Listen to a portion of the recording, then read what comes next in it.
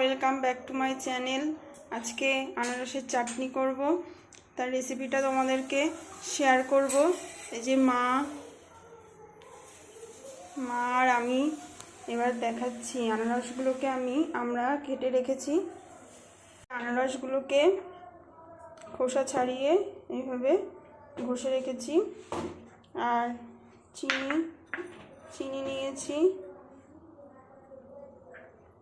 কাজু কিশমিশ, কড়াইতে তেল দিয়েছি।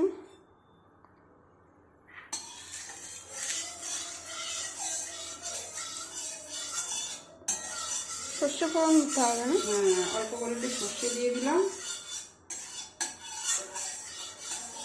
গরম হয়েছে তেল? তেল গরম হয়ে গেছে, অল্প করে একটু সর্ষে দিলাম। এই যে অল্প করে সর্ষে দিয়ে দিয়েছে।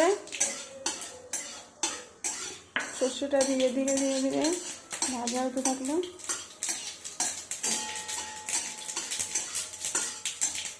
বাইরে দেখো বৃষ্টি বৃষ্টি ওয়েদার, মেঘ করেছে।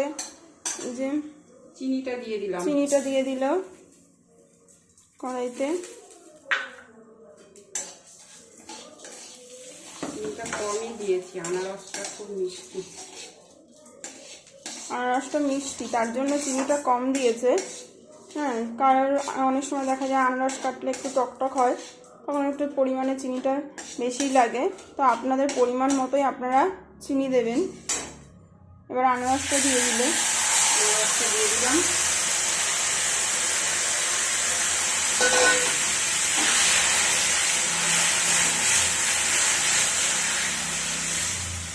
একটু কি স্বাদ হওয়ার জন্য লবণ দেবে হাতে মেয়েতে? লবণ দিতে হবে, একটু লবণ, একটু হলুদ, সামান্য একটু লবণ দেবো।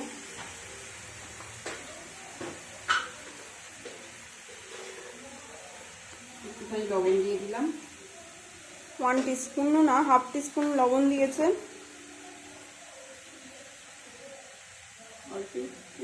অল্প একটু হলুদ। এই যে আনারসে ভালো সেন্ট বেরিয়েছে।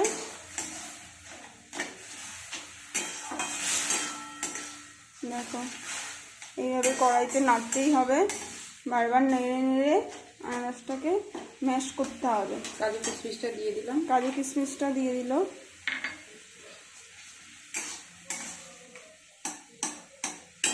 এবার এটা কি লো ফ্লেমে ধীরে ধীরে হবে না? একটু লো ফ্লেমে এটা ঢাকা দিয়ে দেওয়া হবে। আস্তে আস্তে আস্তে আস্তে আনারসটা সেদ্ধ হবে।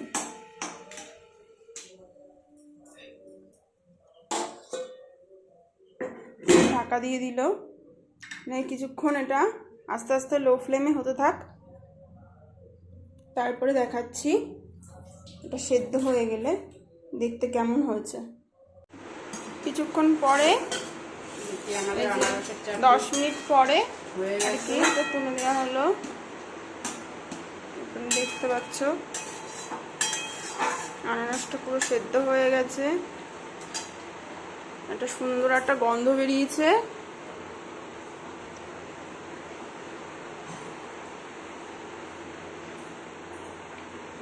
এবার কিছু দেবার না, আমাদের আনারসের চাটনি হয়ে গেছে। এটা আবার পাত্রে ঢেলে নেবে।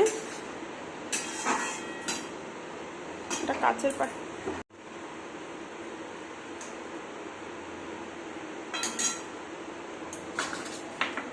এই দেখো সার্ভ করে দেওয়া হচ্ছে।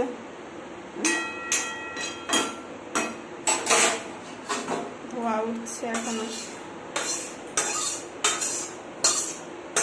ঠিক আছে বন্ধুরা, আজকে তাহলে এই পর্যন্ত ভিডিওটা শেষ করছি। আর আমার যদি ভিডিওটা ভালো লাগে তাহলে সাবস্ক্রাইব, বেল আইকনটা অন করে দেবে। নতুন নতুন ভিডিও তাহলে আপলোড করলে তোমাদের কাছে পৌঁছে যাবে। আর লাইক শেয়ার করো, কমেন্ট করো। Tata, bye bye.